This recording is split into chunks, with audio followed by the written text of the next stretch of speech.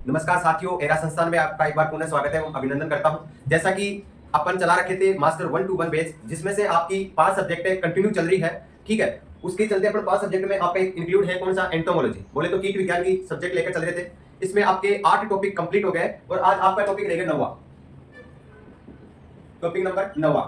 ठीक है दोस्तों, तो अपन ने जो पिछला टॉपिक था अपना 8वां, वो था आपका structure of modification and insect legs. ठीक है, मतलब अपन जो पिछला जो आपका 8वां टॉपिक था उसके अपन जो इंसेक्ट होता है, आपका जो कीट होता है, उसकी पैरों की जो संरचना और संशोधन के बारे में अध्ययन कर रहे थे। ठीक है, कि पहले तो अपन उसके बारे में बोक्सा के बारे में अध्ययन कर रहे थे। ठीक है, उसके बाद में बोक्सा, ठीक है, जो 4 प्रकार के होते हैं। ठीक है, एक तो बोक्सा हो गया आपका, ठीक है, दूसरा आपका ट्रोकेंटर हो गया, तीसरा आपका दूसरा ट्रोकेंटर हो गया, फीमर हो गया, टिबिया हो गया और टार्सस, इनके बारे में चर्चा कर लिए थे। उसके बाद में जो टांगे जो मॉडिफिकेशन थी, लेग्स मतलब मॉडिफिकेशन, उसके बारे में अपन रूपांतरण के बारे में चर्चा करें तो आपको बताया था 11-12 के समथिंग थे, तैरने वाले, कूदने वाले, दौड़ने वाले, चलने वाले। ठीक है, काफी मतलब लगभग 12 बताए थे। ठीक है, अब समय ना खराब करके एक बार आपको आपका जो आज का टॉपिक है, 9वां टॉपिक, वो है आपका structure of genital organs and sensor organs. बोले तो इसको कहते हैं जनन अंग अंगों के, लिखो जननांग अंगों के, इसको हिंदी में क्या कहते हैं, जननांग अंगों और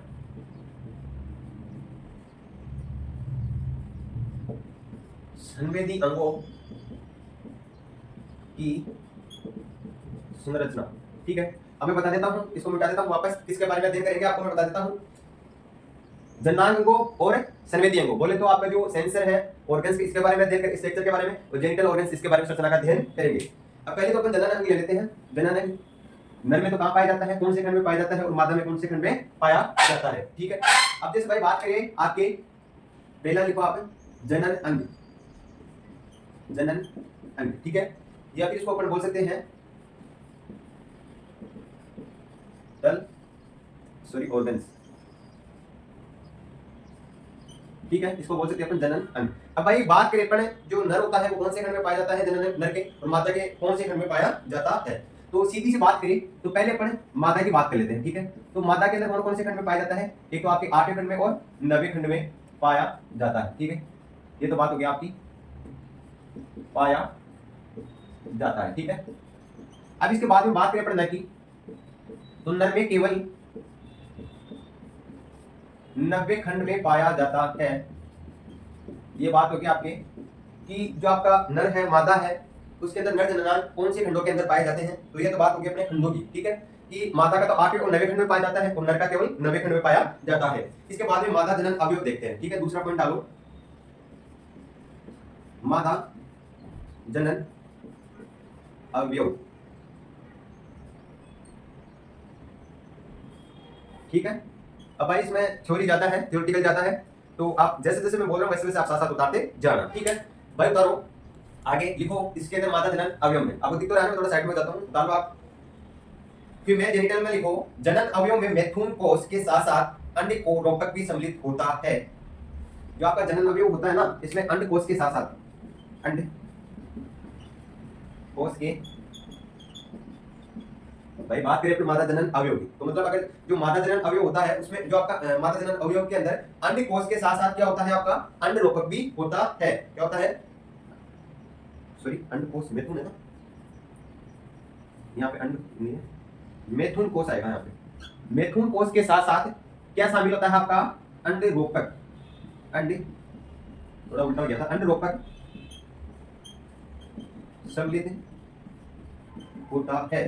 क्या होता है, अंड रोपक सम्मिलित होता है। उतारो आप, मैं साइड में जाता हूं। इसके बाद में है आगे, मैं एक बार देख लेता हूं दिखाई दे रहा है या नहीं आपको, थोड़ा कम दिखाई दे रहा है भाई, तो थोड़ा इधर से थोड़ा प्रयास करेंगे, आपको मैं बोल के दिखा देता हूं, थोड़ा इधर ले लेंगे। ये हो गया मादा जनन अवयव आपके नर, ये सॉरी मैथुन कोष के साथ साथ क्या होता है, अंड रोपक भी सम्मिलित होता है। आगे लिखो आप, ये है पृथ्वी में गड्ढा खोदने तथा अंडा रखने के काम आता है। जो मादा जनन अवयव होता है, ठीक है, जो अंड रोपक होता है, वो क्या क्या काम आता है, आपकी जो पृथ्वी होती है, में जो पृथ्वी के अंदर गड्ढा खोदने में काम आता है, तो आपका किसमें आता है, गड्ढा खोदने में काम आता है, उसको उसके बाद में अंडा रखने के काम आता है। गड्ढा खोदने जो है अंडा रखने के काम आता है। ये हो गया आपका। इसके बाद था 8वें और 9वें खंड में अवयव से मिलकर बना होता है। अब जो आपका मेल जेनिटल है उसके अंदर लिखा, बोले तो नर जनन अवयव, नर जनन अवयव, ठीक है। नर जनन अवयव में लिखो आप भाई, इसमें नौखंडी ही भाग लेता है, इसमें नवाखंडी ही भाग लेता है, अभी आपको मैं ऊपर बता दिया था, ठीक है। इसमें आठवां और नवाखंड दोनों भाग लेते हैं। लिंग के दो भाग होते हैं, टेलोबेस और एड्रिगस, टेलोबेस और एड्रिगस। जो आपका नर जनन अंग होता है इसके दो भाग होते हैं, टेलोबेस, ये तो आपका टेलोबेस हो गया, दूसरा आपका है एड्रिगस। मैं वापस से बता देता हूँ, जो आपका मेल ऑर्गन्स है ना, उसके कितने पार्ट होते हैं? दो पार्ट होते हैं। कौन कौन से? आपका पहला तो हो गया टेलोबेस हो गया, दूसरा कौन सा आपका हो गया? एड्रिगस हो गया, ठीक है। ये तो बात के लिए पर नर जनन और मादा जनन अवयव की बात होगी, ठीक है। इसके बाद में सीधे इसके लेरोइड्रस, सीधे इसके लेरोइड्रस, सीधे इसके रोस, जो आपका ये नर जनन अवयव है उसके अंदर सीडी स्क्लेरोन के द्वारा किसका निर्माण होता है? मैथुन अंग का निर्माण होता है। किसका निर्माण होता है? मैथुन अंग का क्या होता है? निर्माण होता है। ये काफी हद तक चर्चा कर ली है, उसको आप एक बार रफ्ती उतार ली। उसके बाद में अपन जो जेनिटल ऑर्गन्स है उसकी स्ट्रक्चर के बारे में चर्चा कर ली है। इसके बाद में अपन ये हो गया आपका कंप्लीट, ठीक है। अब इसके बारे में चर्चा करेंगे अपन, सेंसर ऑर्गन्स बोले तो संवेदी अंग के बारे में चर्चा करेंगे, इसकी संरचना के बारे में। तो फटाक से उतार दो एक बार आप।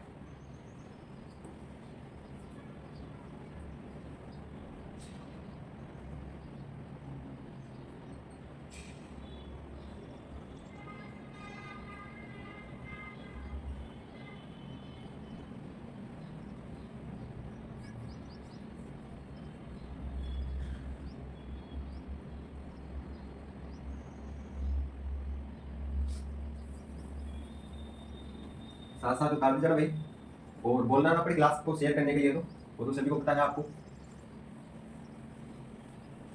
अब अपन चर्चा करेंगे किसकी? सेंसर ऑर्गन्स की।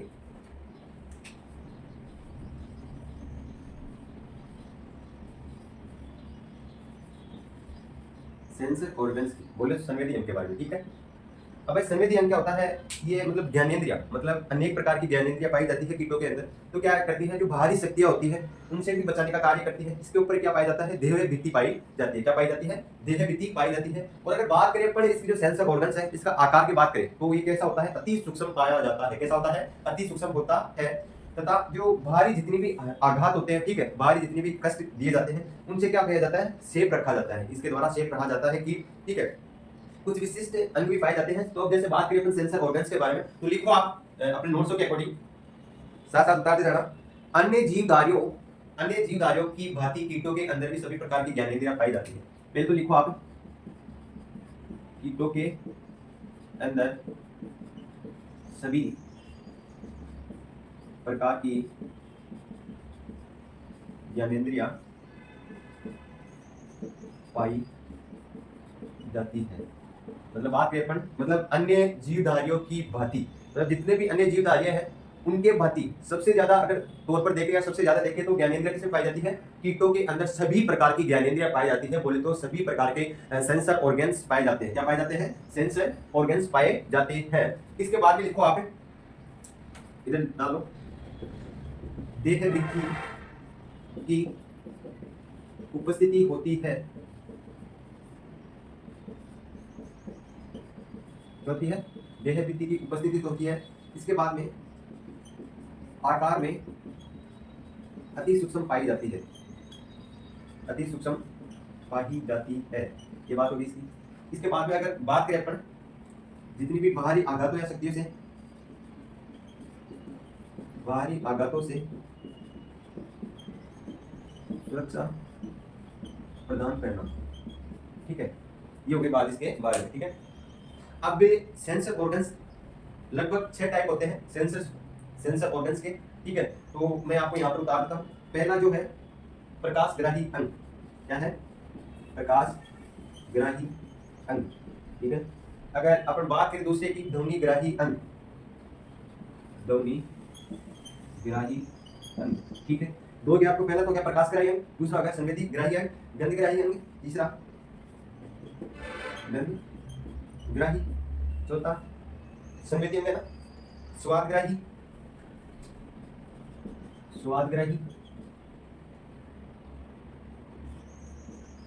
पांचवा हो गया आपका तापग्राही, छठा हो गया आपका स्पर्शग्राही, अब भाई सभी को बता रखा हूँ मैं आपका ये जो है गंध ग्रह के बारे में भी अच्छे से चर्चा करवा रखा हूँ। पहले जो अपने इंडिया पढ़े थे उस समय स्वाद ग्रह के बारे में अच्छे से चर्चा कर चुके हैं अपन, ताप ग्रह के बारे में, स्पर्श ग्रह के अंदर, ठीक है, लगभग सभी के बारे में चर्चा करते हैं। तो अपन एक दो के बारे में पढ़ लेते हैं। जैसे आपका पहला है प्रकाश ग्राही अंग। प्रकाश ग्राही अंग के अंदर लिखा अधिकांश कीटों में पाए जाते हैं। पहले आप इसको तावे बारे में मिटा देता हूँ। पहला कौन सा आपका है,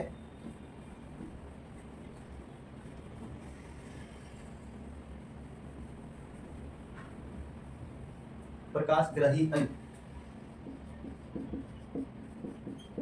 प्रकाशग्राही अंग यह है अधिकांश है सभी कीटों में क्या होते हैं, सभी कीटों में पाए जाते हैं। सभी कीटों में क्या करते हैं, पाए जाते हैं। जिन्हें प्रकाश कोशिका के ग्रुप्स होते हैं, क्या होते हैं, जिनमें प्रकाश सेल्स के क्या होते हैं, ग्रुप्स होते हैं, होते हैं ग्रुप्स पाए जाते हैं। दूसरा ये हो गया। तीसरा लिखो इसमें कीटों में दो प्रकार के प्रकाश ग्राही अंग मिलते हैं, साधारण नेत्र और संयुक्त नेत्र। दो प्रकार के मिलते हैं आपके प्रकाश ग्राही में, साधारण नेत्र, ठीक है, दूसरा है संयुक्त नेत्र। कौन सा है, संयुक्त नेत्र। अब भाई साधारण नेत्र के बारे में चर्चा करते हैं, ठीक है। अब मैं बोल बोल के लिखा हूं, फटाफट से लिख लो, फटाफट, इतना टाइम नहीं बचा है मेरे पास। लिखो साधारण नेत्र। ये साधारण आंख की तरह होता है, कीटों में दो प्रकार का होता है। जहाँ का साधारण नेत्र होता है वो कीटों में किस प्रकार से होता है, साधारण प्रकार से पाया जाता है। ये कितने प्रकार का होता है आपका, दो प्रकार का, पृष्ठ हो गया आपका, और दूसरा पार्श्व नेत्र। पृष्ठ नेत्र और पार्श्व नेत्र, ठीक है। इसके बाद दूसरा जो है संयुक्त नेत्र। संयुक्त नेत्र के बारे में चर्चा करें। पहला तो आपका हो गया, ये सभी प्रकार के कीटों के अंदर साधारण प्रकार का पाया जाता है। इसे दो भागों में बांटा गया है, या फिर ये दो प्रकार का होता है, पृष्ठ नेत्र और पार्श्व नेत्र, ठीक है। उसके बाद में संयुक्त नेत्र की बात करें अपन, तो संयुक्त नेत्र में क्या होता है, ये संख्या में क्या होता है, दो होता है। कितना होता है, संख्या में दो पाया जाता है। कितना पाया जाता है, संख्या में दो होता है।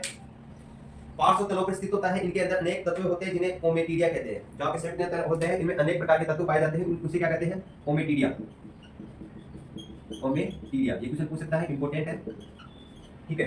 संयुक्त नेत्र में क्या है, संयुक्त नेत्र में है, ये संख्या में दो प्रकार के होते हैं, संख्या में दो प्रकार के पाए जाते हैं, और पार्श्व तलों के अंदर पाए जाते हैं। जो संयुक्त नेत्र है वो कहां पर पाए जाते हैं, पार्श्व तलों के अंदर पाए जाते हैं। इनके अंदर अभी आपको बताया था, इनके अंदर क्या होता है, जो तत्व होते हैं, जो एलिमेंट्स होते हैं, उनकी संख्या क्या होती है, भारी मात्रा में पाई जाती है, जिस कारण इसको अपन क्या कहते हैं, ओमेटिडिया भी कहते हैं, ठीक है। ये बात हो गई अपनी संयुक्त नेत्र की। यह निम्न भागों से मिलकर बना होता है। जहां पर संयुक्त नेत्र है वो निम्न भागों से मिलकर बना होता है। इस तो पहला लिखो कॉर्निया।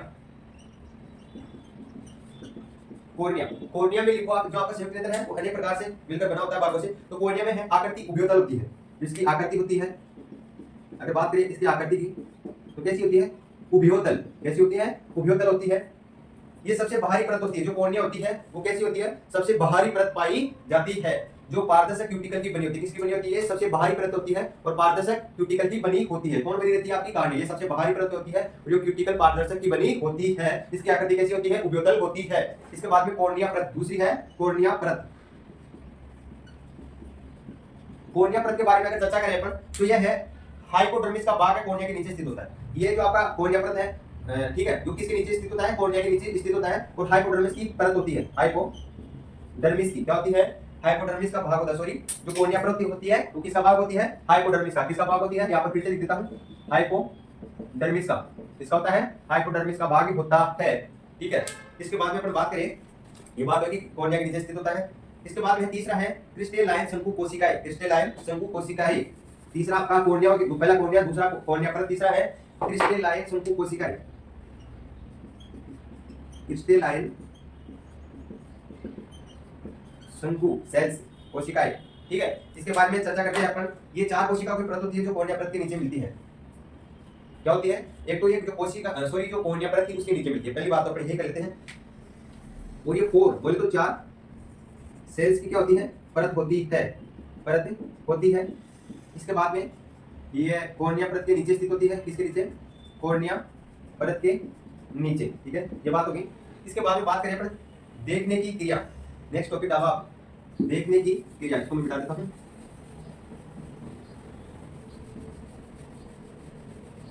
अभी अपना सेंसर ऑर्गन से चल रहा है, तो लिखो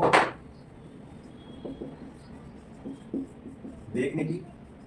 अब जो देखने की क्रिया है इसमें लिखो आप साथ साथ, कीटों के अंदर हजारों की संख्या में ओमेटिडिया पाए जाते हैं। कीटों में हजारों की संख्या में क्या पाए जाते हैं, आपके ओमिटीडिया क्या पाए जाते हैं? ओमिटीडिया पाए जाते हैं तथा प्रत्येक ओमिटीडिया एक पूर्ण आंख होती है। मतलब हजारों की संख्या में जो ओमिटीडिया होते हैं, मतलब प्रत्येक जो आपकी एक ओमिटीडिया होगी वो क्या होगी? आंखों की संख्या होगी। ठीक है, एक पूर्ण आंख होगी। ये है मिलकर पूर्ण प्रतिबिंब बनाते हैं। ये मिलकर सारे मिलकर क्या करते हैं? पूर्ण प्रतिबिंब बनाते हैं। क्या बनाते हैं? पूर्ण प्रतिबिंब बनाते हैं। कीटों में प्रतिबिंब बनाने की दो विधियां होती है। जो कीट होते हैं उसमें प्रतिबिंब बनाने की दो विधियां होती है। एक तो आपकी एपोजिशन होगी और सुपरपोजिशन। पहला आपका है एपोजिशन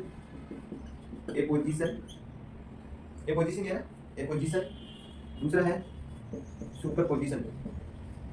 अब भाई आपके जो इधर ऐसे भागों में बांट लो और इसके अंदर लिखो, इसमें प्रकाश किरण रंजित कोशिकाओं में अवशोषित हो जाती है। इसमें आप उदाहरण लो, इसमें प्रकाश किरण रंजित कोशिकाओं में क्या हो जाती है? अवशोषित हो जाती है। और इसमें क्या हो जाती है? रात दिन कीटों में मिलती है। जो ये इधर बोल रहा हूं वो उसका उल्टा कर लेना। सेकंड लिखो, अर्थात एक ओमिटीडिया से प्रकाश दूसरे ओमिटीडिया में नहीं जाता। मतलब जो ओमिटीडिया होता है वो बोले तो एक ओमिटीडिया प्रकाश दूसरे ओमिटीडिया पर नहीं जाता, ओमिटीडिया से दूसरे ओमिटीडिया में प्रवेश कर जाता है। ये तो ओमिटीडिया से दूसरे ओमिटीडिया में नहीं जाता, ये ओमिटीडिया से दूसरे ओमिटीडिया में प्रवेश कर जाता है। अब दूसरा है ध्वनिग्राही अंग। दूसरा कौन सा आपका? ध्वनिग्राही अंग। ध्वनिग्राही अंग में लिखो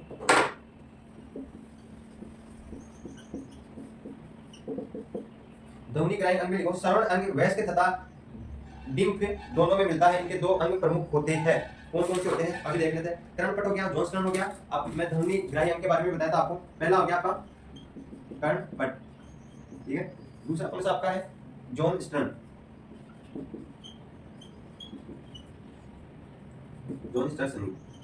अब अपन पहले के बारे में चर्चा करते हैं। आपके कर्णपट में टीडे में एक जोड़ी कर्णपट उदर के प्रथम खंड पर बाहरी स्तर पर स्थित होती है। एक जोड़ी होती है। कितनी जोड़ी होती है? एक जोड़ी। और किसमें पाई जाती है? आपके टीडी में पाई जाती है। किसमें पाई जाती है? टीडी में पाई जाती है। और किधर पाई जाती है? उदर में, ठीक है। इसके बाद में जो जोन्स्टन अंग है वो क्या है? सर्वप्रथम देखा क्रिस्टोफेर ने। किसने देखा था? क्रिस्टोफेर ने इसको देखा था, जोन्स्टन स्टर्स को, ठीक है। यह अंग कई कीटों में पाया जाता है। जो आपका जोन्स्टन अंग है वह कई कीटों में पाया जाता है, कई कीटों में पाया जाता है। लेकिन कुछ जातियों में इसकी आकृति व आकार भिन्न होता है। मतलब अगर ये सभी कीटों में या बोले तो कई कीटों में पाया जाता है, पर जो इसकी कई कीटों के अंदर मतलब अलग अलग कीटों के अंदर इसकी जातियां और इसका आकार भिन्न भिन्न होता है। कई जातियों में इसका आकार और जातियां क्या होती है? आकार और जातियां भिन्न भिन्न पाई जाती है। क्या क्या? एक तो आपका आकार हो गया, दूसरी आपकी जाति होगी। ये क्या पाई जाती है? भिन्न भिन्न पाई जाती है, ठीक है। ये बात होगी आपकी 90 टॉपिक की। 90 टॉपिक था आपका structure of genital organs and sensor organs. बोले तो जो आपकी कीट है, ठीक है, उसमें आपका एक तो जननांग है, ठीक है। जननांग अंगों तथा संवेदी अंगों के बारे में, उसकी संरचना के बारे में अपन अध्ययन करेंगे अच्छे से। पहले तो आपने जेनिटल ऑर्गन्स देखा था, उसके बाद में सेंसर ऑर्गन्स देखा था। वीडियो काफी बड़ी हो गई होगा, अपना सेशन काफी लंबा होगा, ठीक है। तो अच्छे से आपको मैं समझाया हूँ। जितना मैंने अच्छे से प्रयास किया है आपको समझाने का, उससे बेहतर कोई नहीं किया होगा, ठीक है। और मैं तो आपको फिर से बता देता हूँ, हर बार बताता हूँ, जो मैं आपको कंटेंट देता हूँ वो कोई सा यूट्यूब चैनल वाला नहीं दे सकता। जितने भी बीएससी वाले देते हैं वो ऐसे ही देते हैं, उठाकर ऐसे मतलब कचरा टाइप दे देते हैं, पूरा कंटेंट नहीं देते, ऊपर से दे देते हैं। तो आपको एग्जाम में भी दिक्कत होती है। तो आपका जो भाई है बीसी सर, वो आपको हमेशा इसी जो आपका सिचुएशन, कैसी आपकी सिचुएशन हो, उसमें आपका भाई तत्पर खड़ा रहेगा, ठीक है। आप कभी भी याद करिए नोट्स के लिए, किसी भी चीज के लिए, ठीक है। अदरवाइज आपको हर टाइम आपके साथ मिलेगा। तो आज का सेशन अगर अच्छा लगा हो तो सेशन को शेयर करें, लाइक करें, और जितने भी स्टूडेंट नए जुड़े हैं उस सेशन को सब्सक्राइब जरूर करवाएं, ठीक है। जय हिंद, जय भारत। मिलते हैं अपन नेक्स्ट टॉपिक के साथ, एक नए जुनून के साथ। जब तक धन्यवाद।